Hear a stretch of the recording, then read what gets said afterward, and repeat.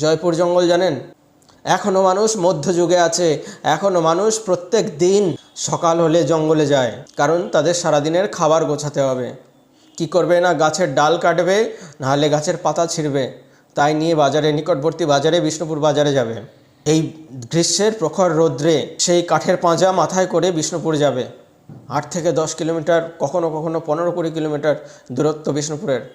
সেই কাঠ বা পাতা বেচতে বেচতে বেলা 1টা থেকে 1:30 বাজবে। সেই ভাঙা বাজারে ঝুড়িতে করে বাজার করে নিয়ে ফিরবে, তারপরে তাদের দুপুরের রান্না হবে। এর থেকে বেশি কিছু বলা যায় না। আমরা কি এর জন্যই ভোট দিই?